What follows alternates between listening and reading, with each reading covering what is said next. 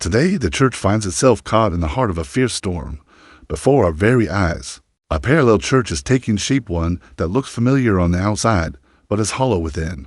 It is like a stage play designed to imitate the sacred, altars turned into platforms, priests acting as performers, and timeless truths diluted to satisfy the world. Generations of saints warned that such a moment would come.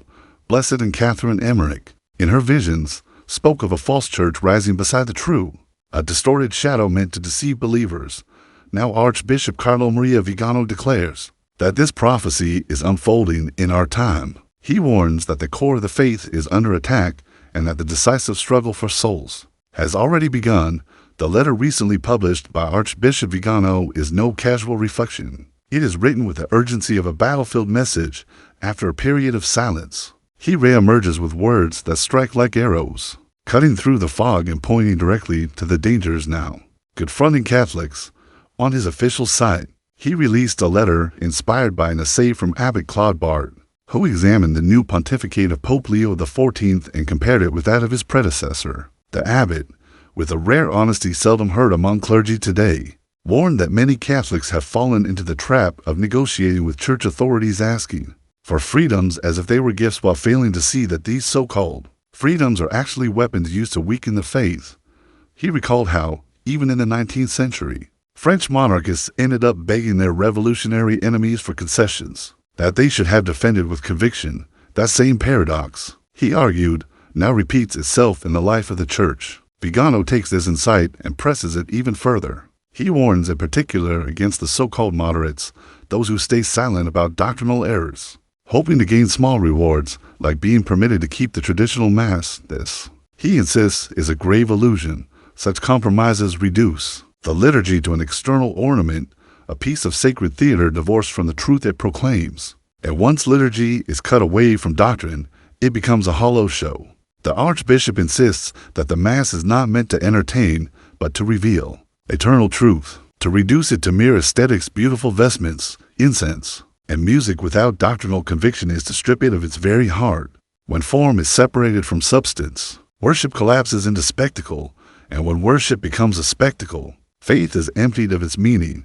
This is why Vigano sees Pope Leo XIV as a decisive testing ground. Many moderates place their hopes in him, expecting that he will loosen restrictions on traditional worship and grant a little more room for the old rites. But if their hope rests only on silence and compromise, Vigano warns, then it is a false hope.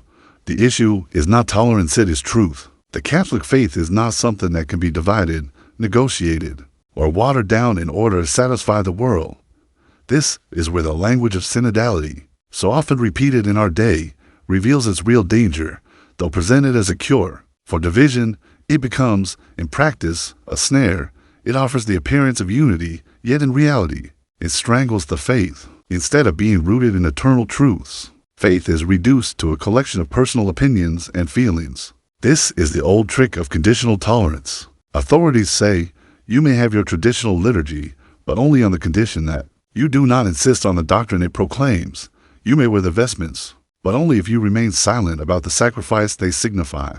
You may keep your candles and chants, but only if you agree they are cultural relics, not living witnesses to divine truth. In this way, tradition is tolerated only as folklore, a fragile display of costumes and rituals. Stripped of its meaning, the faithful are offered crumbs in exchange for silence. For Vigano, this is nothing less than dishonesty, a calculated hostility of the post-conciliar church toward tradition. Instead of honoring it as the living heart of faith, leaders relegate it to one among many options, tolerated but never respected. This logic is like signing a new contract.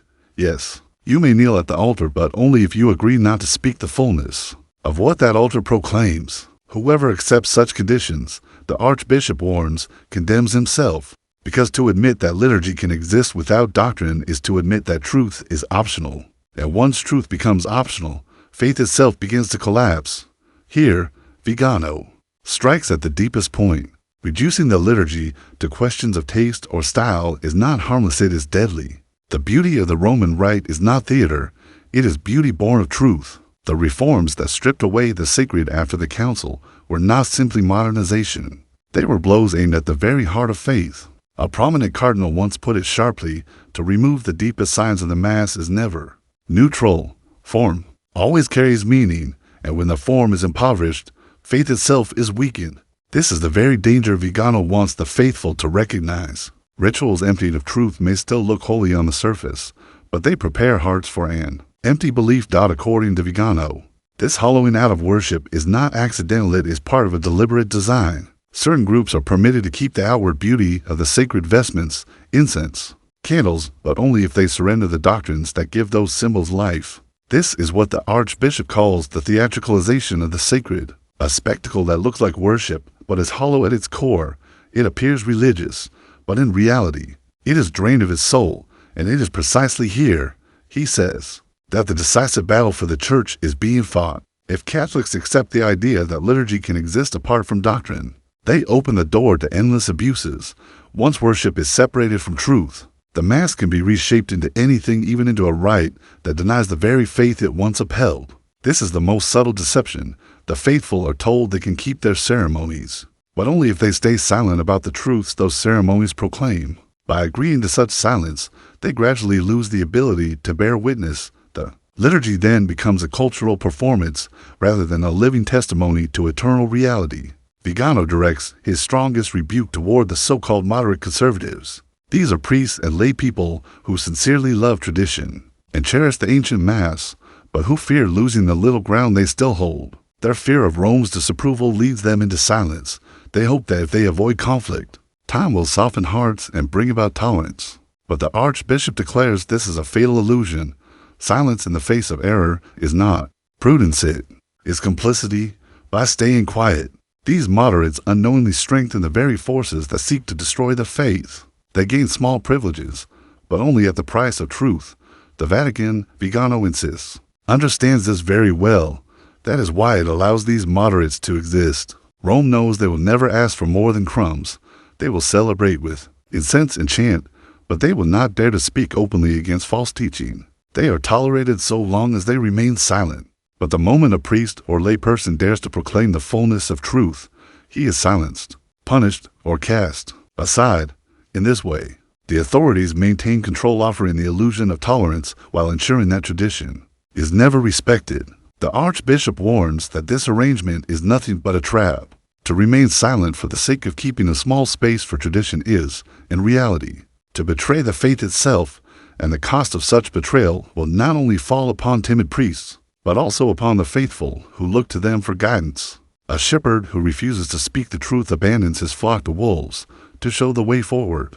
Vigano recalls the voice of the fathers of the Church, especially St. Vincent of Lerins. That great saint gave a timeless rule: the true faith is what has been believed everywhere, always, and by everyone. This principle leaves no room for fashionable experiments or temporary compromises.